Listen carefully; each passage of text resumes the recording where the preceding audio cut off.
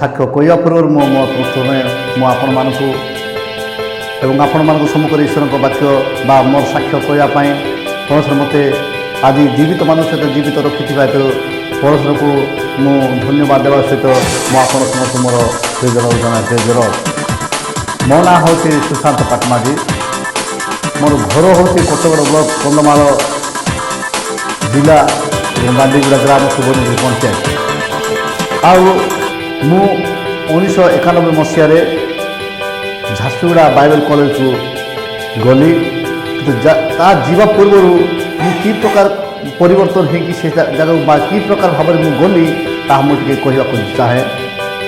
ମୁଁ ଯେତେବେଳେ ଘରେ ପଢ଼ୁଥିଲି ଏବଂ ଘରେ ରହୁଥିଲି ସେତେବେଳକୁ ମୋତେ ଟିକେ ବାପାଙ୍କର ଶାସନ ମୋତେ କଡ଼ାକଡ଼ି ଲାଗେ। କାହିଁକି ଯେହେତୁ ସେ ଟିକେ କଡ଼ାକଡ଼ି ଲୋକ ଥିଲେ, ଯାହାରି ଫଳରେ ମୁଁ ଭାବେ ଯେ ମୋତେ ଅଧିକ ଶାସନ କରାହେଉଛି ଆଉ ଅନ୍ୟ ଭାଇମାନଙ୍କୁ କାହିଁକି ଶାସନ କରାହେଉନି। ଆଉ ମୁଁ ଯେତିକି ମୋତେ କାମ ଦିଆଯାଏ ସେତିକି ମୁଁ କାମ କରେ, ତଥାପି ମୋତେ ଅଧିକରୁ ଅଧିକ ମୋତେ କାମ ଦିଆଯାଏ। ଯେହେତୁ କେବଳ ଯେଉଁ ଲୋକ କଥା ଶୁଣେ ତାକୁ ଅଧିକ କାମ କରିବାକୁ ପଡ଼ିଥାଏ, ଆଉ ଯେଉଁ ଲୋକ କଥା ଶୁଣେ ନାହିଁ ତାକୁ ମାନେ କିଏ କାମ କରିବାକୁ ଦିଅନ୍ତି ନାହିଁ। ମୁଁ ସେ କଥା ମୁଁ ବୁଝିନଥିଲି। ଲୋକେ ଯେମିତି କହନ୍ତି ଯେ ଯେଉଁ ବଳଦ ଚାଷ କରିବ ସେ ବଳଦ ହିଁ ମାଡ଼ ଖାଇବ, କିନ୍ତୁ ଯେଉଁ ବଳଦ ଚାଷ କରିବ ନାହିଁ ତାକୁ କିଏ ମାରନ୍ତି ନାହିଁ। କିନ୍ତୁ ମୁଁ ସେ କଥା ବୁଝିପାରେ ନାହିଁ ଯେ କାହିଁକି ମୋତେ କଷ୍ଟ ଦିଆଯାଉଛି ବା ଏଇଭଳି ଶାସନ କରାଯାଉଛି। ମୋତେ ବାପା କହିଲେ ଯେ ମୁଁ ପିଲାବେଳେ ମୁଁ 120 କେଜି ମହୁଳ ଗୁଟେଇଥିଲି। ତାପରେ ମୁଁ ମୋତେ ସବୁବେଳେ କହିବେ ହଁ ତୁମ ବୟସରେ ମୁଁ 120 କେଜି ମୁଁ ମହୁଳ ଗୁଟେଇଥିଲି, ତୁମ ବୟସରେ ମୁଁ 120 କେଜି ମୁଁ ମହୁଳ ଗୁଟେଇଥିଲି। ତାପରେ ମୁଁ ଭାବିଲି ଯେ ସବୁଦିନ ସେ ଇଚ୍ଛା କଲେ ଆଉ ମହୁଳ ଟାଇମ୍ ଆସିବ, ସିଜନ୍ ଆସିବ, ସେ କଥା କହିଲେ। ତାପରେ ମୁଁ ଭାବିଲି ଯେ ମୁଁ ତାଠୁ ଟିକେ କ'ଣ ଅଧିକ କଲେ ସେ କଥାଟା ଭୁଲିଯିବେ। ମୁଁ ଜଣେ ଗୁଟେଇଲି 500 କେଜି, 100 କେଜି ନୁହେଁ 500 କେଜି, ମାନେ 5 ଗୁଣ। ତାପରେ କହିଲେ ମୁଁ ତ ହାରିଲି। ଆଉ ତାପରେ ମୋତେ କହିଲେ ମୁଁ ଫୁଙ୍କି ଜାଣେ ଯେ ସେ ମହୁଳି କହୁଛି ମୁଁ ଫୁଙ୍କି ଜାଣେ। ମୁଁ କହିଲି ଠିକ୍ ଅଛି, ମୁଁ ବି ତାକୁ ଶିଖିଲି, ଟ୍ରାଏଲ୍ କଲି। ଆଉ ମୁଁ ମହୁଳି ଫୁଙ୍କିବା ସହିତ ପ୍ରଭୁ ମୋତେ ଦାନ ଦେଲେ, ମୁଁ ବାଜା ବି ମାରି ପାରିଲି ଏବଂ ମ୍ୟୁଜିକ୍ ମଧ୍ୟ ବଜେଇଲି। ତାଙ୍କ ଗୁଣଠୁ ଟିକେ ଅଧିକ ମୁଁ ଯେତେବେଳେ ଦେଖିଲି, ତାପରେ ତାଙ୍କର ଚିନ୍ତାଧାରା ଯେ ସେ କ'ଣ କହି ଭାବିଲେ ଯେ ମୁଁ ଆକୁ ଘରେ ରଖିଦେବି ଯେ ଘରର ଭଲ ମନ୍ଦ ବୁଝିବା ପାଇଁ। ସେ ମୋତେ କହିଲେ ତୁମ ପାଠ ପଢ଼ ନାହିଁ, ଘରେ ରୁହ। ତାପରେ ମୁଁ ଘରେ ଯେତେବେଳେ 3 ବର୍ଷ ରହିଲି, 3 ବର୍ଷ ପରେ ମୋତେ ପଚାରୁଛନ୍ତି ତୁମେ ପାଠ ପଢ଼ିବ ନା ଘରେ ରହିବ, ଏ କାମ କରିବ। ମୁଁ କହିଲି ଆଉ ପାଠ ପଢ଼ିବ। ଆଉ ତାପରେ ମୁଁ ପୁନର୍ବାର ପାଠରେ ମୁଁ ଯେତେବେଳେ ଜଏନ୍ କଲି ମୋତେ ପଇସା ପତ୍ର ଦେବା ପାଇଁ ମାନେ ଦେଲେ ନାହିଁ। କିନ୍ତୁ ପ୍ରଭୁଙ୍କ ଅନୁଗ୍ରହରୁ ଆମ ଘରେ ସେଇ ଟାଇମ୍ରେ 2 ଜଣ କାମ କରିବା ପାଇଁ ହଳିଆ ଅଛନ୍ତି ଏବଂ ସବୁ ଜିନିଷ ଆମ ଘରେ ଅଭାବ ନୁହେଁ। ତଥାପି 63 ସାଲର ସେ ଆମ ବାପା ଥିଲେ ସରପଞ୍ଚ, ଆଉ 63 ସାଲର ପଞ୍ଚାୟତର ସରପଞ୍ଚ ଥିଲେ ଏବଂ ସେ ରାଜନୈତିକ ଜ୍ଞାନ ମଧ୍ୟ ଅଧିକ ଥିଲା। କିନ୍ତୁ ତାପରେ ମୁଁ ଭାବିଲି ଯେ ମୋ ବାପା ତ ରାଜନୀତି କରୁଛନ୍ତି, ମୁଁ ରାଜନୈତିକ ବହିଯାକ ମୁଁ କାଢ଼ିବାକୁ ଆରମ୍ଭ କଲି ପଢ଼ିବା ପାଇଁ। ଯେତେବେଳେ ମୁଁ ପଢ଼ିବାକୁ ଆରମ୍ଭ କଲି ବାପା ମୋତେ କହିଲେ ତୁମେ ସେ ବହି ପଢ଼ ନାହିଁ, ସେ ବହିରେ କିଛି ନାହିଁ। ମୁଁ କ'ଣ କରିବି? ସେ କହିଲେ ତୁମେ ବାଇବେଲ ପଢ଼। ବାଇବେଲ ପଢ଼ିଲା ପରେ ଦିନକୁ ଦିନ ମୁଁ ବାଇବେଲ ପଢ଼ୁଛି। ଆଉ ଠିକ୍ ସେଇ ସମୟରେ ମୁଁ ଗୋଟେ ଦିନ ତଥାପି ମୋତେ ବାଇବେଲ ପଢ଼ୁଛି ଏବଂ ତଥାପି ମୋତେ ଦିନକୁ ଦିନ ମୋ ଜୀବନକୁ ଅସହ୍ୟ ପରି ମନେ କରୁଛି। ଅସହ୍ୟ ପରି ମୁଁ ଯେତେବେଳେ ମନେ କରୁଛି ଯେଉଁ କଷ୍ଟ ମୁଁ ପାଉଛି, ଅର୍ଥାତ୍ ମୋ ପିତାଙ୍କ ଗୃହରେ ଯେଉଁଟା ବାପାଙ୍କ ମାନେ ସମସ୍ତଙ୍କୁ ପଢ଼ିବା ପାଇଁ ପଇସା ଦିଆଯାଏ, କିନ୍ତୁ ମୋତେ ପଢ଼ିବା ପାଇଁ ପଇସା ଦିଆଯାଏ ନାହିଁ। ମୁଁ ଛୁଟିରେ ଯେତେବେଳେ ଯାଏ ମୁଁ କୁଲି କାମ କରିବାକୁ ଯାଏ, ଲେବର କାମ କରିବାକୁ ଯାଏ ଏବଂ ସେତେବେଳକୁ ଥିଲା 100 ମାଟିକୁ ମାନେ 5 ଟଙ୍କା, ମାନେ 110 କୁ 10 ଫୁଟ ଏବଂ ଭିତରେ ଗଭୀର ମାନେ ଫୁଟେ ଗଭୀର କଲେ ତାକୁ କହେ 100 ମାଟି। ଆଉ 100 ମାଟିକୁ ସେତେବେଳେ ଦେଉଥିଲେ 5 ଟଙ୍କା, ଅତି ଅଧିକ ଯଦି ଦିଅନ୍ତି 7 ଟଙ୍କା ଦିଅନ୍ତି। ତାପରେ ସେ କାମ କଲେ ମଧ୍ୟ ବାପା କହିଲେ ଯେ ତୁମେ ଆମର ଖାଇକି ତୁମେ କାମ କରିଯାଇଛ, ସେଥିପାଇଁ ତୁମେ କ'ଣ କରିବ ସେ ପଇସା ଆମକୁ ଦିଅ। ହେଲେ ମୁଁ ଭାବିଲି ଯେ ମୋର ଯେଉଁ ଭାଇମାନେ ଅଛନ୍ତି ସେମାନେ ବିନା ସେମାନେ କୌଣସି ପରିଶ୍ରମ ନ କରିକି, ବିନା ସେମାନେ କିଛି ନ କରିକି ସେମାନେ ପଇସା ଦିଆଯାଉଛି। କିନ୍ତୁ ମୁଁ जो परिश्रम निजे करुच्ची तथापि मत कहते तुम जो परिश्रम कर जो पैसा पाइल जेहेतु आम खाद्य तुम खाइज से तुम से पैसा नहीं भाविले कौन ठीक से गोटे मु पत्रिका पाइली पत्रिकार पछपटे लिखाई उपदेशक 12 एक पद आमुता आपण मन पढ़ी शुणी दूसरी तुम्हें यौवन काल आपण सृष्टिकर्ता को स्मरण कर जेहेतु जो समय आसुची जो सब वर्ष तुम्हें कह यही सब मोर किसी सुख ना यही सब वर्ष निकट आई पदटा से पछपटे लिखाई मुझे देखी पढ़ी मुझे स्मरण करी केमती मुझको पाखक जीविका भावुची ठीक से मुझे हाईस्कल पढ़ी समय जन भाई पाखक 3टी गोटे खाम्रे 3टी मानने फर्म आसला जोटा कि बाइबल कॉलेज फर्म तापर एग्जेन बाइबल कॉलेज झारसुगुड़ार से जो फर्म आसला से मत कहले भाई मो पाख 3टी बाइबल कॉलेज फर्म आसी से होते दारिमाड़ी ब्लॉक भाई तापर सारिंगीर से जो कहले मुझे कहली भाई तुम्हें सीटा फर्म मत गोटे दियो तापर से गोटे मत गोटे फर्म देले तापर मुझे फर्म फिलअप कली तापर झारसुगुड़ा गली जिते मुझे झारसुगुड़ा गली से गाइडलाइन्स हूँ जड़े लोक 2 वर्ष कंटिन्यू ट्रेनिंग है कौन जाए फील्ड को काम करने दि जाए किंतु प्रभु को मान धन्यवाद दिए मु जंगल एरिया जो मैंने कहते बहुत लोग कहते प्रबल माने जीव जंतु बहुत बास करती एजुकेशन ना मोर शिक्षागत योग्यता अधिक नुहे किंतु मु गोटे वर्ष ट्रेनिंग पर मत कहते तुम फील्ड को जाओ तापर मु कहली सार मो गुरु जो मैंने बड़ बड़ लोग अच्छा मोर बड़ बड़ भाई मैंने अच्छा से आप पठातु मो तो मोर तालीम समाप्त हो नहीं मु कि प्रकार मो जीवी किंतु से मत कहले मत ईश्वर को आत्मा चालना दूसरी तुम्हें माने फील्ड को जावाक पड़ो एवं मुझे प्रश्न कली सार मोर सब्जेक्ट मोर कोर्स मु कौन करी से जी जॉन पिब्रिज जी फरेनर जी बाइबल कॉलेज से ही प्रिंसिपाल से ही शिक्षा दिखती से कहते तुम मु ट्रेनिंग करी तुम्हें फील्ड को जावाक पड़ो तापर मुझे बाहर मुझी जेहेतु ईश्वर आज्ञा को मुझे जानी जीशु ईश्वर कहते तुम्हें जाओ आई गली कितु भावुची मुझे छोट बयसर लोक मुझे कौन केमती कौन सेवा कार्य आरम्भ करी से सुंदरगढ़ मुझे गली सुंदरगढ़ सबदेगा तलसरा थाना सबदेगा को जिते गली से मत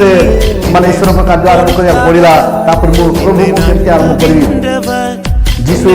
जो तरीका अवलम्बन करते जीशु तो 40 दिन उपवास करते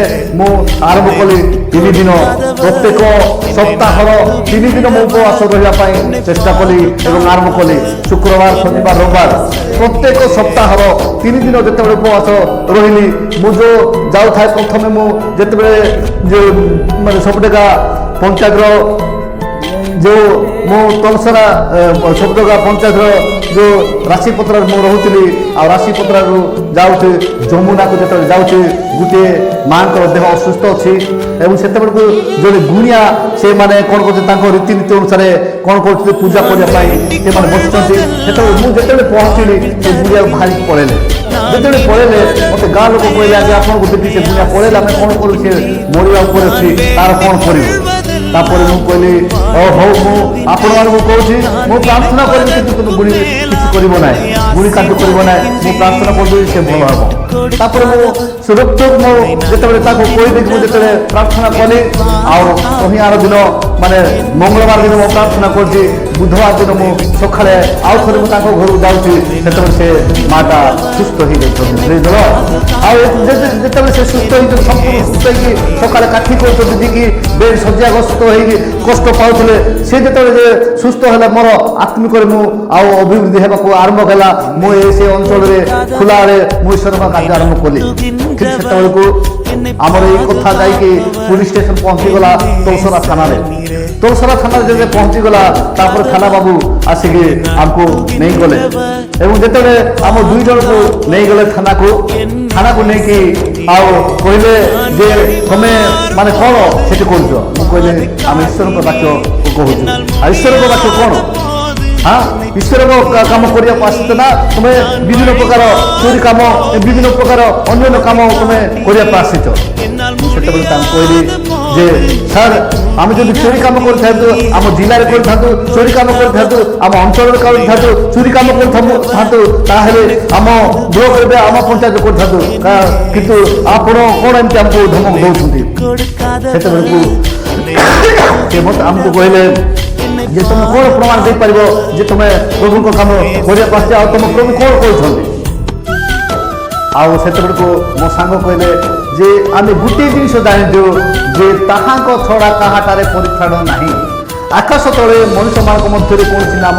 दि जाए केवल जीशु ख्रीष्ट ही जड़े परित्राण दे पारती आम सत्य जाचु और अन्य मार्ग सत्य जानवे और ईश्वर को विश्वास करेंगे ईश्वर पक्षर गमन करेंगे से आम आसीचु सर आम चोरी कि डकायत कि आम खराब काम करने आम आसनु कि से मत कहले प्रमाण कौन तापर मु छोट न्यू टेस्टामेंट मु धरती आटा काढ़ी मुझे खोलिली से प्रेरित 4 अध्याय 12 पद आम सम्मुखें आम पढ़ीदेलु से छड़ा आउ कहाटार परित्राण ना कारण जहाद्वारा आम मान परित्राण पाइबा हेब आकाश तले मनुष्य मान मध्य आउ कौन सी नाम दि जाए ये वाक्य आम जो कहलु से कहले रख रख तुम परमेश्वर कहते जे मु पथ सत्य जीवन मो दे न गले कई पिता निकट को जाई पारे ना से निज मुखर स्वीकार करने आरंभ कले जे मुझे पढ़ी मुझे जानी जे तुम ईश्वर कहते मु पथ सत्य जीवन मो दे न गले कहीं पिता निकट को जाए ना से निज मुखर ये बात को स्वीकार कर से कहले जे मु खाली तुम स्टैंडर्ड केते अच्छे परीक्षा करी किंतु जीशु को विश्वास करे ख्रीष्टान फैमिली आसी से वेस जे आमको कहला कहले ठीक अच्छे तुम जाओ तुम सेवा कार्य आरंभ कर किंतु तुम जीवा पूर्व से गोटे डायरी अच्छी डायरी तुम ना गाँ आड्रेस लिखि दियो से दुई भाई जो जाइु गजपतिर जन थे किलियन करार बोलिकी से आम दी जन जाती गलु मोर ना ठीक मुझे कहली जो ठीक कहली से ठीक लिखिले किंतु से गजपतिर भाई से कौन कले तार माने डुप्लिकेट ना कहले डुप्लिकेट ना कहले डुप्लिकेट गाँ कहले सब जिन तो कहले आउे आम से बाहर से जड़े पुलिस आज्ञा आसिक आमको कौन कहते आसत आज्ञा जोड़िया खाई जी आम जोड़िया खाइला मुझे पचारुची भाई तुम्हें कहीं डुप्लिकेट ना देल किंतु से कहले जे माने पुलिस को कहब ना जोदा जंगल को कहब ना पदा जो पुलिस को केवे भी सत कहबे ना तुम सत कथा कहलु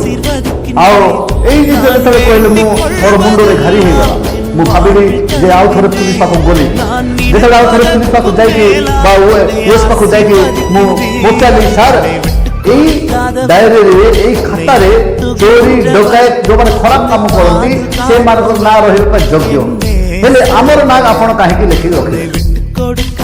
से मत पचारे तुम डरुच कि मुझे कहली मु डरू ना किंतु मुझे जानवा चाहे जे आप कहीं लिखिक रखे से कहले जे आपण माने जो प्रकार ईश्वर को वाक्य परिवेशन कर अंचल इलाकार कौन सी लोक से ईश्वर को वाक्य प्रचार करू ना तेणु मुझे ना लिखार उद्देश्य हूँ जे मु जानवी आपणकर हायर अथॉरिटी जिते तुम प्रति कौन विपद आसे समस्या आसे ताहले से प्रथम आम थाना को फोन करेंगे फोन को आसो फोन आसले आम जानबू जे ये ना व्यक्ति माने से राशिपत्र गाँव में रोचे से आम यही ना लिखिक रखिलु से आप निर्भय कम ईश्वर कार्य आरंभ करूँ आम आप सपक्ष अच्छु आउ कथा कहबार निर्भय जो प्रभु काम आरंभ कर चलिली जो मैंने पीड़ित मैंने अच्छा से हस्तपुले सुस्थ हेले जमुना भंडारशंका बाबुडी राशिपत्रा से सब अंचल जो ईश्वर सेवा कार्य अग्रसर होगा आरंभ कली से आमर जे कि माने 1993 मसीह जिते आम नवीन नवीन पट्टनायक बापा जो विजु पट्टनायक से मुख्यमंत्री थे से समय कौन 1993 डिस्ट्रिक्ट जाक आम 13टी डिस्ट्रिक्ट जोटा था जो 30टा डिस्ट्रिक्ट परिणत है से जो 30टा डिस्ट्रिक्ट कले से कोरापुट डिस्ट्रिक्ट तार भाग हूँ नवरंगपुर डिस्ट्रिक्ट डिस्ट्रिक्ट लीडर जीवित प्रधान से कहले 8 दिन मत पाटमाझी को दिंतु 8 दिन मत पाटमाझी को दिंतु मत खाली समस्ते पाटमाझी कहती किंतु मोर ना हूँ सुशांत पाटमाझी किंतु समस्ते डाकती पाटमाझी तापर मुझे गली किंतु से सेवा कार्य आरंभ कली पापड़ाहांडी खर्ची कामता सेपटे गलापर मत दिहला शिला माने जो अमरकुट माने ब्लॉक अमरकुट एरिया जोटा कि शिलाटी जो अच्छे जोटा कि बस्त्रिया बड़े बस्त्र लाइन बड़े अच्छी से हठात गोटे माँ कौन कर छुआ को धरिक आसती से छुआ भूत आत्मार आक्रांत होती भूत आत्मार आक्रांत होती से माँ जो से पिला को धरिक गोटे जीप भड़ा करके आसिक धरिक आसिले से कहते ये छुआ को तुम्हें भल कर दियो मु 50 टंका देवी से कहले 50 टंका जो देवी बोली कहले मुझे प्रभु तुम 50 टंका चाहूना तुम्हें ये आंटू मार तुम्हें ये प्रार्थना कर छुआ प्रार्थना कर छुआ को काकेली और काकी जो प्रार्थना कर प्राय 2-3 मिनट 5 मिनट भितर प्रार्थना कर छुआटा छटपट है हाथ ता मुंड को रखी प्रार्थना जो कली केते समय चुपचाप है खटरी शुएली माँ को कहली माँ जो पानी नियो एवं से छुआर कौन कर धुआधुई कर दियो मुह पोछि दियो से मुह पोछिला से माँ से पिलाटा जो सुस्थ होती से कहते जे मु जानी जे मु भावुली जे बड़ बड़ लोक मैंने बड़ बड़ माने मोटा मोटा लोक मैंने बड़ बड़ साइज लोक मैंने बड़ बड़ लोक मैंने केवल से प्रार्थना कले से ईश्वर सुस्थ करेंगे किंतु आपण तो ये छोट लोक केमती कल मु कहली मुझे करना ईश्वर जीशु जो कहले पृथ्वी में थिले जितेबले से कहते जे स्वर्गाहरण करने पूर्व से सब आदेश होची जे तुम्बे माने समुदाय जगत को जाई समस्त मानव जाति निकट में सुसमाचार घोषणा कर आउ तुम्हें पीड़ित मान हस्तत्व से सुस्थ हे जो मैंने भूत लगी से प्रार्थना कले से भूत छाड़ी ये अधिकार आमको देते से अधिकार प्रभु मत देते से अधिकार प्रत्येक विश्वास प्रत्येक जो मैंने विश्वास करेंगे से मैंने ये सब जिस करती कितु से केवल मिशनरी केवल पास्टर केवल बड़ बड़ लोक से जिस दि जाए मुझे से कहली कहला ठीक केते दिन गला मत कहले जो तुम जाकि चंदाहांडी ब्लॉक रे सेवा कार्य आरंभ करा पड़ो बोली जो डिस्ट्रिक्ट लीडर आम थे से मत पठेले मुझे चंदाहांडी ब्लॉक गली चंदाहांडी ब्लॉक जाकि बईसी बंधार मो सेवा कार्य आरंभ करने चेष्टा कली बईसी बंधार जो अच्छी से मत से अंचल लोक मैंने मत पचारे तुम कौन कर मुझे कहली जे से गाँव लोक मैंने 45 परिवार अच्छा सेपटे नदीर सेपटे डेले नाल गोटे अच्छी नालर सेपटे डेले 10 परिवार अच्छा आते को मुझे से जिते 45 परिवार जो साई अच्छा से गोटे घर मत रही मो सेवा कार्य जो आरंभ कली हठात गोटे दिन कहले वर्ष थरे गोटे बड़ यात्रा पड़े से कहले आज्ञा आम गोटे बड़ यात्रा अच्छे मुझे यात्रा तुम्हें कौन कर से कहले से जड़े कहले जे आम उपवास रही आम से दिन पूजा करूँ मुझे कहली तुम्हें जो उपवास गोटे दिन रोच मु 3 दिन उपवास रही मु 3 दिन उपवास रही ठीक से हठात से पूजा चली पूजा होची ସେତେବେଳକୁ ଭୂତ ଆତ୍ମା ବା ପ୍ରେତ ଆତ୍ମା ମନ୍ଦ ଆତ୍ମା ତାକୁ ଧରିଲା ନାହିଁ। ସେମାନେ ଗାଁର ପଛପଟେ ଯାଇକି ସେ ପ୍ରେତ ଆତ୍ମାକୁ ଧରିକି ସେଠି ଗୋଟେ ମଝିରେ ସାହିର ମଝିରେ ମହୁଲ ଗଛ ଗୋଟେ ଅଛି ବଇଶିବନ୍ଧା ଗ୍ରାମରେ, ସେଠି ସେମାନେ ଆସିକି ପୂଜା ପୀଠକୁ ଯେତେବେଳେ ପହଞ୍ଚିଛନ୍ତି ହଠାତ୍ ସେପଟେ ଗୋଟେ ମାଟା ଏକ୍ସପାୟାର୍ଡ କଲେ। ମା ଯେତେବେଳେ ଏକ୍ସପାୟାର୍ଡ କଲେ ମୁଁ ଯାଇକି ପୂଜା ତ ସରିଲା ବୋଲିକି ସେଇଦିନ ମୋର ଉପବାସ ଭାଙ୍ଗିବାର ଅଛି। ଜଷ୍ଟ ମୁଁ ମାନେ ଖାଇବାକୁ ବସିଛି ଆଉ ପ୍ରାର୍ଥନା କରୁଛି, ସେତେବେଳେ ମୋତେ ମୋ ସାମ୍ନାରେ 2 ଜଣ ଆସି ପହଞ୍ଚିଲେଣି, ଆଜ୍ଞା ଜଣେ ମା ମରିଗଲା। ମୁଁ କହିଲି ଭଲ ହେଲା। ମୁଁ ସେଇଟା ମୋ ହଠାତ୍ ଭଲ ହେଲା, ତମ ପ୍ରଭୁଙ୍କୁ ଡାକୁନ, ସେ ପ୍ରଭୁ ତମକୁ ସୁସ୍ଥ କରିବ, ମୁଁ ଏମିତି କହିଲି। କିନ୍ତୁ ତାପରେ ସେମାନେ ସେମିତି କହିଲା ପରେ ମୁଁ ଭାତକୁ ରଖିଦେଲି। ତାପରେ ଯେତେବେଳେ ମୁଁ ବାହାରକୁ ଗଲି, ସେ ଯେଉଁ ପୂଜା ପାଠ କରୁଥିବା ଗୁରୁ ମା ଆସିକି ମୋ ପାଦ ତଳେ ପଡ଼ିଲେ। ତା ପାଦ ତଳେ ପଡ଼ିଲା ପରେ ମୁଁ ଦେଖିଲି ପ୍ରାୟ 2 ଘଣ୍ଟା ପରେ ସେ ମୃତ୍ୟୁବରଣ କରିକି ବା ମୃତ୍ୟୁ ହେଲା ବୋଲି ଡିକ୍ଲେୟାର କଲା ପରେ 2 ଘଣ୍ଟା ପରେ ମୋତେ ବାଧ୍ୟ ସେମାନେ ରିକ୍ୱେଷ୍ଟ କଲେ ଯେମିତି ମୁଁ ଗଲାବେଳକୁ ଯେଉଁ ଫ୍ରଣ୍ଟ ବା ସାମ୍ନା ଦ୍ୱାରରେ ଲୋକମାନେ ଭର୍ତ୍ତି ହେଇଥିବାରୁ ମୁଁ ପଛପଟେ ଦ୍ୱାର ଭିତରକୁ ପଶିଗଲି। ଆଉ ଦ୍ୱାର ଭିତରକୁ ଯେତେବେଳେ ପଶିଗଲି ତାପରେ ସମସ୍ତେ କାନ୍ଦୁଛନ୍ତି। ହଠାତ୍ ମୋର ମନରେ ଗୋଟେ ଏମିତି ଆସିଲା, ସେମାନେ ପଚାରିଲେ ତମେ କ'ଣ ପାଇଁ କାନ୍ଦୁଛ, ତମେ କ'ଣ ପାଇଁ କାନ୍ଦୁଛ? ସେମାନେ ମୋ ପ୍ରଶ୍ନ ଗୋଟେ ପଚାରିଲେ ତମେ କ'ଣ ପାଇଁ କାନ୍ଦୁଛ? ତାପରେ ସେମାନେ କହିଲେ, ସେମାନେ ଯେତେବେଳେ ଚୁପଚାପ ହେଲେ ମୁଁ ସେଠୁ ବାକ୍ୟ କହିବାକୁ ଷ୍ଟାର୍ଟ କଲେ, ଆପଣମାନେ କୁକୁଡ଼ା ଅଣ୍ଡା ଦେଖିଛନ୍ତି? କୁକୁଡ଼ା ଅଣ୍ଡାରେ ଆମେ କେବଳ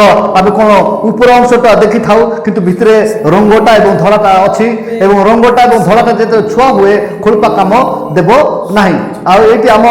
ଶାସ୍ତ୍ର କୁହେ ରକ୍ତରେ ପ୍ରାଣୀର ପ୍ରାଣ ଥାଏ, ଏବଂ ସେ ପ୍ରାଣ ଏବଂ ଆତ୍ମା ଯେତେବେଳେ ଚାଲିଯାଏ ଆଉ ଶରୀର କାମ ଦେବ ନାହିଁ। ସେଥିପାଇଁ ଆପଣମାନେ ଶରୀର ଧରି କାହିଁ କାନ୍ଦୁଛନ୍ତି? এই কথা যেতবে মু কহিলি তারপরে সে মানে তুমি কান্দ নাই, মু প্রার্থনা করছি, মু যেতবে আমেন কহিবি তারপরে আমি সমাধিকে যা। ঠিক সেই কথা কইকি মু তাঙ্ক ছাতি উপরে আঁটু মারিকি সে খটরে শুয়েছিলে, ছাতি উপরে হাত রখি বা তা সরি মুন্ড উপরে হাত রখি মু প্রার্থনা করছি।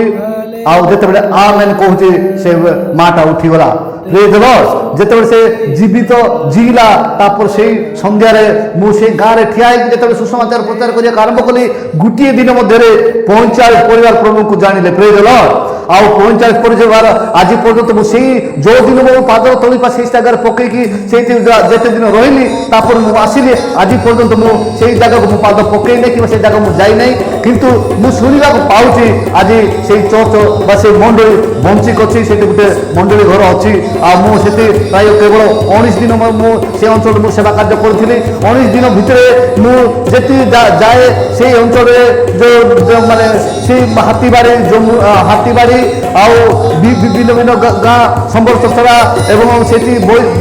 ମାନେ ମଣ୍ଡିଆ ବିଶୁ ଏବଂ এই ପ୍ରକାର ଯେଉଁ ଗାଁରେ ମୁଁ ପାଦ ତୋଳିବା ପକେଇଥିଲି, ସେଠି ଛୋଟ ଛୋଟ ଚର୍ଚ୍ଚ ଯାକ ବା ମଣ୍ଡଳୀ ପ୍ରଭୁଙ୍କୁ ଜାଣିଛନ୍ତି। ଆଉ এই ପ୍ରକାର ଭାବରେ ଯେ ଆତ୍ମିକରେ ମୁଁ ଯେତେବେଳେ ଅଭିବୃଦ୍ଧି ହେଇ ଯେତେବେଳେ ପ୍ରଭୁ ଏଇ ଆଶ୍ଚର୍ଯ୍ୟ କର୍ମ ମୋ ଦେଇ ଯେତେବେଳେ କଲେ, ମୁଁ ଦିନକୁ ଦିନ ମୁଁ ନିଜକୁ ଭାବିଲି ଯେ ଈଶ୍ୱରଙ୍କର ମୁଁ ଷ୍ଟାଣ୍ଡ ହେଲି। କିନ୍ତୁ ମୋର ସେତେବେଳକୁ ସାଲାରୀ ବା ମୋର ଦରମା ଥିଲା କେତେ ଯେଉଁ 250 ଟଙ୍କା। ମୋର ମାସ ସାରାର ସାହାଯ୍ୟ ବା ମାସ ସାରା ମୋ ସପୋର୍ଟ ବା ଯାହା ଆର୍ଥିକ ଦାନ ଦେଉଥିଲେ 250 ଟଙ୍କା। ଆଉ 250 ଟଙ୍କାରୁ ମୋର କାଟୁଥିଲେ ଆଉ ଦଶମାସ ନେଉଥିଲେ 25 ଟଙ୍କା ଏବଂ ମୋତେ ଦିଆଯାଉଥିଲା 225 ଟଙ୍କା। ଏବଂ 225 ଟଙ୍କାରୁ ଆଉ ଯାହାଙ୍କ ସହିତ ରହୁଏ ତାକୁ ସେ ମେସ୍ ସେ ପରିଚାଳନା କରନ୍ତି, ସେଥିପାଇଁ ସବୁ ମେସ୍ ଖର୍ଚ୍ଚ ମୁଁ ତାକୁ ଦିଏ 200 ଟଙ୍କା ଏବଂ ମୋ ପାଖରେ ରୁହେ 25 ଟଙ୍କା। ଆଉ ସେ 25 ଟଙ୍କାରେ ମୁଁ କ'ଣ କରେ, ଯେଉଁ 2 ଟଙ୍କା 50 ଦେଇକି ଗୋଟେ 2 ଟଙ୍କା 50 ଗୋଟେ 2 ଟଙ୍କା 50 ଦେଇକି 2ଟା ବା 500 ଟଙ୍କା ଦେଇକି 2ଟା ନିର୍ମା ସାବୁନ ଏବଂ 2 ମାସକୁ ଥରେ କୋଲଗେଟ୍ ଏବଂ ଗୋଟେ ମାସ ଏବଂ ଗାଧୋଇବା ସାବୁନ ଗୋଟେ ଏମିତି ଆଣି ମୁଁ ମାସ ମୁଁ ଚାଲେ। ତାପରେ ମୁଁ ଯିଏ ଆମର ଡାଇରେକ୍ଟର ଜହନ ପ୍ରିଭିଲେଜ ମୁଁ ତାକୁ କହିଲି, ସାର୍ ଯେ ଈଶ୍ୱର କହିଲେ ଅନ୍ନ ବସ୍ତ୍ର ଥିଲେ ଯଥେଷ୍ଟ, କିନ୍ତୁ ମୁଁ ଅନ୍ନ ଯଥେଷ୍ଟ ଖାଇବା ପାଉଛି, କିନ୍ତୁ ମୋର ବସ୍ତ୍ର ନାହିଁ କି ମୋର ଚପଲ ବି ନାହିଁ ମୁଁ ପିନ୍ଧିବା ପାଇଁ, ମୁଁ କି ପ୍ରକାର ମୁଁ ସେବା କାର୍ଯ୍ୟ କରିବି? ସେ ମୋତେ କହିଲେ ଯେ ମୁଁ ତୁମକୁ ମୁଁ ଡ୍ରେସ୍ କିଣିକି ଆଣିଦେବି, ମୁଁ ତୁମକୁ ଚପଲ କିଣିକି ଆଣିଦେବି। କିନ୍ତୁ ତାପରେ ବି ସେ ଆଣିଦେଲେ ନାହିଁ। ତାପରେ ମୋ ପ୍ରଭୁ ମୋତେ ବ୍ୟବହାର କରୁଛନ୍ତି, ଈଶ୍ୱର ମୋତେ ବ୍ୟବହାର କରୁଛନ୍ତି, କିନ୍ତୁ ମୋର ଆର୍ଥିକ କୋପଟେ କିଛି ଶୋଚନୀୟ ଅବସ୍ଥା। ତାପରେ ଏହି ପ୍ରକାର ପରିସ୍ଥିତିରେ ମୁଁ ଚାଲିଲା ଭିତରେ ମୋ ବାବାଙ୍କର ଦେହ ଖରାପ ହେଲା। ଯେତେବେଳେ ଦେହ ଖରାପ ହେଲା ମୁଁ ତାକୁ ଛୁଟି ମାଗିଲି, ସେ ମୋତେ କହିଲେ ତୁମେ ବାପା ତୁମର ଯଦି ଜଣେ ମରିବ ଜଣେ ବଡ଼ ନା ତୁମର ଈଶ୍ୱରଙ୍କ ବାକ୍ୟ ଶୁଣିକି ହଜାର ହଜାର ଲୋକମାନେ ତୁମ ଈଶ୍ୱରଙ୍କ ଆଡ଼କୁ ଫେରି ଆସୁଛନ୍ତି ସେମାନେ ବଡ଼। ମୁଁ ତାପରେ କହିଲି ସେ ବାକ୍ୟ ଶୁଣିଲା ପରେ ମୁଁ କ'ଣ କଲି ମୋର ଯେହେତୁ ସେ ଜନ୍ମ କରିଥିବା ବାପା ତାପରେ ମୁଁ କ'ଣ କଲି ସେ ଆଉ ଇଆଡ଼େ ବି ଆର୍ଥିକ ବି ମୋତେ ସାହାଯ୍ୟ ଠିକ୍ରେ ଦେଉନାହାନ୍ତି। ତାପରେ ମୁଁ ସେଇ ଏରିଆ ବା ସେଇ ଅଞ୍ଚଳ ସେଇଠାରୁ ମୁଁ ଆସିଲି ନିଜ ଗାଁକୁ ଆସିଲା ପରେ ମୁଁ ଆଉ ଅନ୍ୟ ଈଶ୍ୱରଙ୍କ ଦାସମାନଙ୍କ ସହିତ ମିଶି ସେବା କାର୍ଯ୍ୟ ଆରମ୍ଭ କଲି। କିନ୍ତୁ ଆରମ୍ଭ କଲା ପରେ ମୁଁ ଦେଖିଲି ଯେ ପ୍ରଥମେ ଯୀଶୁ କହିଛନ୍ତି ଯେ ପ୍ରଥମେ ଜେରୁସାଲେମ, ତାପରେ ଜିହୁଦା, ତାପରେ ସମ୍ମିଳନୀ, ତାପରେ ପୃଥିବୀରେ ପ୍ରାନ୍ତ ପର୍ଯ୍ୟନ୍ତ। କିନ୍ତୁ ଆମ ଗାଁରେ ମୁଁ ସେତେବେଳେ ଦେଖିଲି ଯେ ଆମର ଗାଁର ଲୋକମାନେ ଆତ୍ମା ପାଇନାହାନ୍ତି ବା ପବିତ୍ର ଆତ୍ମା ପାଇନାହାନ୍ତି, ଆତ୍ମିକରେ ନାହାନ୍ତି। ସେମାନେ କେବଳ ନାମଧାରୀ ଖ୍ରୀଷ୍ଟିଆନ ଶାରୀରିକରେ ଅଛନ୍ତି। ହେଲେ ପ୍ରଭୁ କହିଲେ ଯେ ତୁମେ ଯୀଶୁ କହିଲେ ଯେ କିନ୍ତୁ ପବିତ୍ର ଆତ୍ମା ତୁମମାନଙ୍କ ଅବତୀର୍ଣ୍ଣ ହୁଅନ୍ତେ ତୁମେମାନେ ଶକ୍ତି ପ୍ରାପ୍ତ ହେବ ଆଉ ଜେରୁସାଲେମ ସମସ୍ତ ଜିହୁଦା ପ୍ରଦେଶ ଓ ସମ୍ମିଳନ ପୁଣି ପୃଥିବୀର ପ୍ରାନ୍ତ ପର୍ଯ୍ୟନ୍ତ ସୁଦ୍ଧା ମୋର ସାକ୍ଷୀ ହେବ। ହେଲେ ପ୍ରଥମେ କହିବେ ଯେ ତୁମେ ପ୍ରଥମେ ଜେରୁସାଲେମ, ପ୍ରଥମେ ନିଜ ଲୋକ, ତାପରେ ତୁମେ କ'ଣ କରିବ ଅନ୍ୟ ଆଡ଼େ କାମ କରିବ। ତଥାପି ମୁଁ ଆସିଲି ଆମ ଜିଲ୍ଲାରେ ଏବଂ ଯାଇକି ମୁଁ ଉଦୟଗିରି ବ୍ଲକରେ ରହିଲି। ଯାହା ଯଦି ବା କହିବି ତାହେଲେ ଅଧିକ ସମୟ ଧରିବ। ସେଠି ମୁଁ 6 ବର୍ଷ ରହିଲା ପରେ ଆଉ 6 ବର୍ଷ ମୁଁ ବାଇବେଲ କଲେଜରେ ଶିକ୍ଷା ଦେଲା ପରେ ମୁଁ ଆଉ ରହିଲି। ତାପରେ ଭାବିଲି ଚିନ୍ତା କଲି ଯେ କେବଳ ପ୍ରଥମେ ଯୀଶୁ କହିଲେ ଜେରୁସାଲେମ, ସେଥିପାଇଁ ମୋତେ ଜେରୁସାଲେମ ଯିବାକୁ ପଡ଼ିବ। ମୁଁ ତ ଏଠି ଅନେକ ଲୋକମାନେ ଶିକ୍ଷା ଦେଉଛି ବାଇବେଲ କଲେଜରେ ଏବଂ ଅନେକ ଲୋକମାନେ ଈଶ୍ୱରଙ୍କ ବିଷୟ ଶୁଣୁଛନ୍ତି, କିନ୍ତୁ ଆମ ନିଜ ଲୋକ ଶୁଣି ନାହାନ୍ତି। ଆଉ ସେମାନଙ୍କ ପାଖରେ ମୁଁ ଈଶ୍ୱରଙ୍କ କାର୍ଯ୍ୟ କରିବା ପାଇଁ ମୁଁ ଗଲି। ଆଉ ଯେତେବେଳେ ମୁଁ ଗଲି ସେଠି ଈଶ୍ୱରଙ୍କ ସେବା କାର୍ଯ୍ୟ ଆରମ୍ଭ କଲି। ଈଶ୍ୱରଙ୍କ ସେବା କାର୍ଯ୍ୟ ଆରମ୍ଭ କରିବା ମଧ୍ୟରେ ଜଣେ ଈଶ୍ୱରଙ୍କ ଦାସ ଯିଏକି ଏବେ ଆମେରିକାରେ ରହୁଛନ୍ତି, ସେ ହେଉଛନ୍ତି ହେମନ୍ତ ତାଣ୍ଡି। ସେ କହିଲେ ଭାଇ ମୁଁ ଆପଣଙ୍କ ସହିତ ମୁଁ ମିଶି କାମ କରିବି, ମୁଁ ଆପଣଙ୍କ ସାକ୍ଷ୍ୟ ଶୁଣିଅଛି ଏବଂ ଆପଣଙ୍କ ସହିତ ମୁଁ ମିଶିକି ସେବା କାର୍ଯ୍ୟ କରିବି। ତାକୁ ମୁଁ କହିଲି ଯେ ଦେଖନ୍ତୁ ଆଜ୍ଞା, ଯେଉଁ ବଡ଼ ବଡ଼ ଟାଉନରେ ଉଦୟଗିରି ରାଇରେ କିମ୍ବା ବଡ଼ ବଡ଼ ଜାଗାରେ କେବଳ ମାଆ ମାନେ ବିଧବା ହେଉଛନ୍ତି ତାହା ନୁହେଁ। ଆମ ଅଞ୍ଚଳରେ ମଧ୍ୟ ଲୋକମାନେ ବିଧବା ହେଉଛନ୍ତି, ବାପା ମାନେ ଏକ୍ସପାୟାର କରୁଛନ୍ତି, ପିଲାମାନେ ଅନାଥ ଛୁଆମାନେ ଅଛନ୍ତି। ଯଦି ଆପଣ ମୋ ସହିତ ସେବା କାର୍ଯ୍ୟ କରିବାକୁ ଚାହୁଁଛନ୍ତି ତାହେଲେ ଗୋଟେ ଚୁକ୍ତି ଯେ ଆପଣ ଗୋଟେ ଅନାଥ ଆଶ୍ରମ ଦେବେ, ତାହେଲେ ମୁଁ ଆପଣଙ୍କ ସହିତ ସେବା କାର୍ଯ୍ୟ କରିବା ପାଇଁ ମୁଁ ସହମତ ହେବି। ନହେଲେ ମୁଁ ଆପଣଙ୍କ ସହିତ ମୋ ହାତ ମିଳି ମୁଁ ସେବା କାର୍ଯ୍ୟ କରିବି ନାହିଁ। ଠିକ୍ ସେତେବେଳେ ସେ କହିଲେ ହଁ ମୁଁ ଆପଣଙ୍କୁ ଗୋଟେ ଅନାଥ ଆଶ୍ରମ କରିବା ପାଇଁ ମୁଁ ସାହାଯ୍ୟ ଦେବି ଏବଂ ଆପଣଙ୍କ ସହିତ ମୁଁ ମିଶିକି ସେବା କାର୍ଯ୍ୟ କରିବି। ଆପଣ କ'ଣ କହୁଛନ୍ତି? ମୋତେ ପଚାରିଲେ ଯେ ଜଣେ ପିଲା ପ୍ରତି ଆପଣଙ୍କୁ କେତେ ପଇସା ଦେଲେ ଆପଣ ଅନାଥ ଆଶ୍ରମ ପରିଚାଳନା କରିପାରିବେ? ମୁଁ କହିଲି ଜଣେ ପିଲା ପ୍ରତି ଆପଣ 200 ଟଙ୍କା ଲେଖା ଦିଅନ୍ତୁ, ମୁଁ ଅନାଥ ଆଶ୍ରମ ମୁଁ ଚଲେଇବି। ଏବଂ ସେତେବେଳକୁ ମୋତେ ଯେଉଁ 1999 ମସିହାରେ ସେ କ'ଣ କଲେ ଯେ 98 ମସିହାରେ ସେ କ'ଣ କଲେ ଜଣେ ପିଲା ପ୍ରତି 200 ଟଙ୍କା ହିସାବରେ ମୋତେ ସେଇଦିନ ହିଁ ମୋତେ 6000 ଟଙ୍କା ଦେଲେ ଏବଂ ମୁଁ ସେଇ 6000 ଟଙ୍କା ଧରିକି ଆସିକି ମୁଁ କ'ଣ କଲି ଆରମ୍ଭ କଲି ଯେ 30ଟା ପିଲା ରଖିବା ପରିବର୍ତ୍ତେ ମୁଁ 35ଟା ପିଲାକୁ ରଖିଲି ଏବଂ ମୁଁ ଅନାଥ ଆଶ୍ରମ 1 ବର୍ଷ ସେଠି ଆରମ୍ଭ କଲି। 1 ବର୍ଷ ଯେତେବେଳେ ପରିଚାଳନା କଲା ଭିତରେ ସେଠି କହିଲେ ଯେ ଅନେକ ଲୋକମାନେ ଦେଖୁଛନ୍ତି ଅନାଥ ଆଶ୍ରମ ଭଲରେ ଚାଲିଛି ଠିକ୍ରେ ଏବଂ ପିଲାମାନେ ଭଲରେ ପାଠ ପଢ଼ୁଛନ୍ତି। ତାପରେ ଆଉ ସେମାନେ ସେଇଠି ଯେହେତୁ ଭିତର ଅଞ୍ଚଳ ସେଠି କୌଣସି ପ୍ରକାର ଆଉ ସୁବିଧା ସୁଯୋଗ ନାହିଁ କିମ୍ବା ହୋଟେଲ ମଧ୍ୟ ନାହିଁ। ସେଠୁ ଗୋଟେ 7 ଜଣ ଥିଲେ, ସେ କହିଲେ ଭାଇ ମୁଁ ପିଲାମାନଙ୍କୁ ଟ୍ୟୁସନ୍ କରିଦେବି ଏବଂ ପିଲାମାନଙ୍କୁ ମାନେ ମୁଁ ଏଇଠି ଖାଇବି। ମୁଁ ତାକୁ ଏଇ କଥା କହିଲି ଯେ ଏଇଟା ମୋହର ଖାଦ୍ୟ ନୁହେଁ, ଆଉ ପିଲାମାନେ ଯେଉଁ ଖାଦ୍ୟ ଖାଉଛନ୍ତି ସେଇ ଯଦି ଖାଦ୍ୟ ଖାଇବେ ଆପଣ ଆସନ୍ତୁ, କିନ୍ତୁ ତା ବାଦେ ଅନ୍ୟ ପ୍ରକାର ରୋଷେଇ ହେବ ନାହିଁ। ସେ କହିଲେ ମୁଁ ଠିକ୍ ଅଛି, ମୁଁ ସେଇ ଖାଦ୍ୟ ଖାଇବି। ତାପରେ ଥାନାର ଯିଏକି ବା ହାଣ୍ଡି ଇନଚାର୍ଜ ଏସ୍ଆଇ ବାବୁ ସେ ପାତ୍ର ବାବୁ ସେ ମଧ୍ୟ କହିଲେ ଯେ ମୁଁ ମଧ୍ୟ ସାର୍ ମୁଁ କୋଉଠି ଖାଇବା ପରେ ଦିନେ ତ ଖାଉଛି, କେବେ ତ ରୋଷେଇ କରୁଛି, କେବେ ତ ନୁହେଁ, ଦୁନିଆ ମୋର ଡ୍ୟୁଟିକୁ ଯାଉଛି, ସେଥିପାଇଁ ମୋତେ ମଧ୍ୟ ଖାଇବି ମୁଁ ଏଠି। ଆଉ ସେ ମଧ୍ୟ ସେଠି ଖାଇଲେ। ଏଇ ପ୍ରକାର ଭାବରେ ମୁଁ 1 ବର୍ଷ ପରିଚାଳନା କରିଲା ପରେ ଆଉ ସେ ଆମର ଯିଏ ଡାଇରେକ୍ଟର ସେ ଅଛନ୍ତି, ଯେ ଛୋଟ ପିଲାମାନଙ୍କୁ ଖାଲି ଆଉ ଖାଦ୍ୟ ଦେଇକି ପୋଷିଲା ଭଳିଆ ହେଉଛି। ସେଥିପାଇଁ ଏଇ ପାଣିକୁ ଆମେ ଅନ୍ୟତ୍ର ଟ୍ରାନ୍ସଫର କରିବା ଆଉ ମାନେ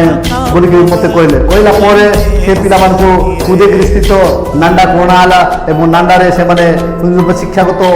ଶିକ୍ଷା ଅର୍ଜନ କଲେ ଏବଂ ଆଜି ପର୍ଯ୍ୟନ୍ତ ସେମାନେ ଯେଉଁ ଆତ୍ମିକରେ ଏବଂ ଶାରୀରିକରେ ଅଭିବୃଦ୍ଧି ହେଇ କିଏ ତ ଲେକ୍ଚର ହେଇଛି, କିଏ ତ ଟିଚର ହେଇଛି, କିଏ ତ କି ପ୍ରକାର ମାନେ ଅଛନ୍ତି। ଅବଶ୍ୟ ସେଥିମଧ୍ୟରୁ ଅନେକ ପ୍ରାୟ ମାନେ ସବୁ ଲୋକ ଆଜି ପର୍ଯ୍ୟନ୍ତ ସେମାନେ ନିଜ ନିଜ ମାନେ ଗୋଡ଼ରେ ଠିଆ ହେଇଛନ୍ତି। ସେଥିପାଇଁ ତାପରେ ମୁଁ ଯେତେବେଳେ ଆସିଲି ଆମ ଅଞ୍ଚଳରେ ତାପରେ ମୁଁ ସେବା କାର୍ଯ୍ୟ ମଧ୍ୟ ଆରମ୍ଭ କଲି। ସେବା କାର୍ଯ୍ୟ ଆରମ୍ଭ କରିବା ଭିତରେ ବାଇଶଙ୍କ ବାକ୍ୟ ପ୍ରମାଣେ ଯେ 27ଟା ଚର୍ଚ୍ଚକୁ ନେଇ ସେବା କାର୍ଯ୍ୟ ଆରମ୍ଭ କରିବା, 27ଟା ଗାଁରେ ମୁଁ ସେବା କାର୍ଯ୍ୟ ଆରମ୍ଭ କଲି ଏବଂ 27ଟା ଚର୍ଚ୍ଚକୁ ଧରିକି ଯେତେବେଳେ ମିଶନାରୀ ଭାବରେ ସେବା କାର୍ଯ୍ୟ ଆରମ୍ଭ କଲି, ତାପରେ ଦିନକୁ ଦିନ ଯେତେବେଳେ ଈଶ୍ୱରଙ୍କ କାର୍ଯ୍ୟ ବଢ଼ି ଚାଲିଲା ସେତେବେଳକୁ ହଠାତ୍ କ'ଣ ଈଶ୍ୱରଙ୍କ ବାକ୍ୟକୁ ସଫଳ କରିବା ପାଇଁ ଈଶ୍ୱରଙ୍କ ଯୋଜନା ଅନେକ ପ୍ରକାର ଥାଏ। ମୁଁ କିଛି ଜାଣି ନାହିଁ କିନ୍ତୁ ହଠାତ୍ ଗୋଟେ ସମସ୍ୟାଟା ଘଟିଲା ଯେ ସେମାନେ ମୋର ଭାଇକୁ